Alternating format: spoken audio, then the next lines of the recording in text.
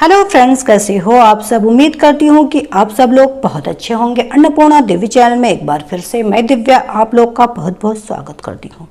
दोस्तों, आज के वीडियो में हम लोग एक बहू के जॉब करने से संबंधित कहानी है, उसी को सुनेंगे। उम्मीद है कि आप लोग को जरूर पसंद आएगी।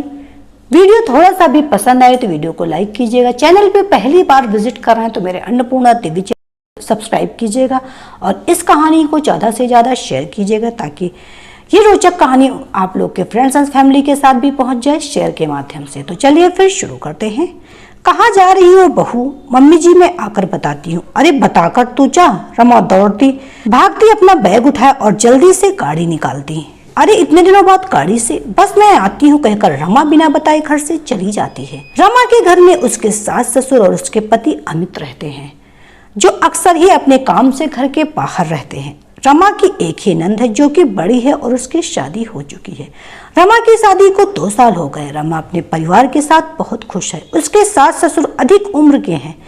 ससुर राकेश जी रिटायर्ड और स्वस्थ है, पर सास सुधा जी को दिल की बीमारी है। 4 घंटे बाद रमा घर लौटी। उसके ससुर उसके साथ थे, जो कि बुरी तरह से घायल थे। माथे पर पट्टी बंधी हुई थी, हाथ में फ्रैक्चर हो गया था। सुधा जी अपने पति की ऐसे हालत देखकर बहुत घबरा गई। अरे आपको यह सब क्या हुआ, कैसे हुआ, कब हुआ? बदहस व एक के बाद एक प्रश्न करती जा रही थी। अरे मम्मी जी अब सब ठीक है, आप घबराइए नहीं, आप बैठ जाइए, है रमा ने उनको समझाते हुए बोला। राकेश जी भी बोले मैं बिल्कुल ठीक हूँ, बस हेयर लाइन फ्रैक्चर है जो कि जल्दी ही ठीक हो जाएगा। सिर पर थोड़ी गहरी चोट है, कुछ टांके आए हैं जो कुछ दिनों में कट जाएंगे। राकेश जी ने सुधा जी को बोला। सुधा जी घबराहट के मारे रोने लगी। फिर बोली अरे पर ये सब कैसे हो गया, मुझे तो किसी ने कुछ बताया ही नहीं। रमा जल्दी से पानी लेकर आई और अपने सास ससुर को पानी देते हुए बोली इसीलिए मम्मी जी मैं आपको कुछ नहीं बता के गई थी क्योंकि आप घबरा जाती। फिर रमा ने बताया मुझे एक अनजान व्यक्ति का फोन आया जो कि पापा जी मोबाइल से कर रहा था और कह रहा था कि सड़क पर इनका एक्सीडेंट हो गया। उन्होंने ये नंबर दिया और आपसे बात करने को कहा, तो मैं आपको फोन कर रहा हूँ मम्मी जी, इसीलिए बिना बताए आपको मैं चली गई। जब मैं आपको बताती तो आप घबराती रहती। घबरा तो मैं भी गई थी, लेकिन मुझे तो हिम्मत दिखानी थी ना, वैसे भी अमित शहर में नहीं है। सुधा अपनी प्यारी बहू रमा की बातें सुनकर बहुत ही गर्व महसूस कर रही थी। उन्होंने कुछ सोचते हुए लंबी सांस भरते हुए कहा अच्छा है तूने साल भर पहले ड्राइविंग सीख ली, देखो काम आ ही गई।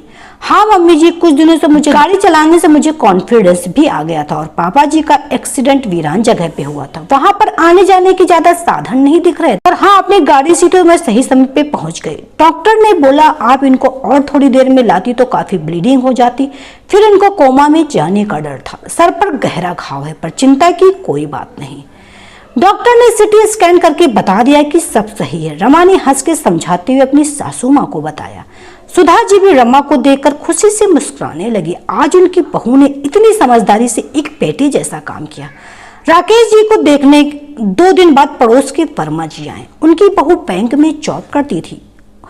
उनको अपनी बहू की इस बात पे बड़ा गर्व था कि मेरा बेटा बहू दोनों ही कमाते हैं, और वह बातों बातों में अपनी बहू के कमाने की तारीफ करते ही रहते और कहीं ना कहीं रमा को नीचा दिखाने की कोशिश करते। अमित की बिल्कुल भी इच्छा नहीं थी कि रमा नौकरी करे। पढ़ी लिखी तो थी, पर अमित कहता था तुम घर में रहो, नौकरी करने के लिए मैं काफी हूँ, तुम मेरे माँ बाप और अपना ध्यान रखो, खुश रहो, जिंदगी का मेरे लिए यही काफी है। रमा को भी नौकरी करने की कोई खास इच्छा नहीं थी। उसे अपनी सीधी सरल जिंदगी पसंद थी, इसलिए उसने भी नौकरी करने की कोई भी जिद नहीं की। वह अपने सास ससुर के साथ मजे से घर में आराम से रहती थी। उस दिन भी वर्मा जी अपनी बहू की तारीफ कर रहे थे। उनकी बातों से अब रमा थोड़ी हर्ट होती थी। यह बात सुधा जी को भी महसूस होने लगी थी, इसलिए सुधा जी बातों ही बातों में उस दिन वर्मा जी को बोले कि मेरी बहू नौकरी नहीं करती तो क्या हुआ, वैसे तो बहुत ही सुशील, संस्कारी तथा होशियार है, समय के साथ सही निर्णय लेकर हम लोगों का पूरा ध्यान रखती है। आज राकेश जी हम लोगों के सामने हैं तो सिर्फ रमा की वजह से। डॉक्टर ने बताया थोड़ी और देर हो जाती तो राकेश जी का बचना मुश्किल था, वह कोमा में जा सकते थे, और रमा नौकरी नहीं करती उसमें उसकी और अमित दोनों की इच्छा। जरूरी नहीं कि घर में सभी लोग नौकरी करें। राजेश जी की इतनी अच्छी पेंशन, साथ ही मेरा बेटा भी इतनी अच्छी नौकरी में है, गांव में हमारी इतनी प्रॉपर्टी भी है, तो हमें नहीं लगता कि रमा को नौकरी करना जरूरी है। आज सुधा जी की बात सुनकर वर्मा जी अपना सा मुंह लेके रह गए। सबके सामने सुधा जी के मुंह से अपनी बड़ाई सुन रमा अंदर ही अंदर बहुत खुश और गौरवान्वित महसूस कर रही थी। उसे लगा जब मेरे परिवार वाले मुझसे खुश है तो मुझे और कुछ नहीं चाहिए। दोस्तों, ये कहानी आपको कैसी लगी? उम्मीद है कि जरूर पसंद आई होगी। कहानी थोड़ी सी भी पसंद आए तो वीडियो को लाइक कीजिएगा। चैनल पे पहली बार आए तो अन्नपूर्णा देवी चैनल को सब्सक्राइब कीजिएगा। तो मिलते हैं एक नई इंटरेस्टिंग कहानी के साथ नए वीडियो में। तब तक के लिए bye bye. Subscribe now and press the bell icon. Never miss an update.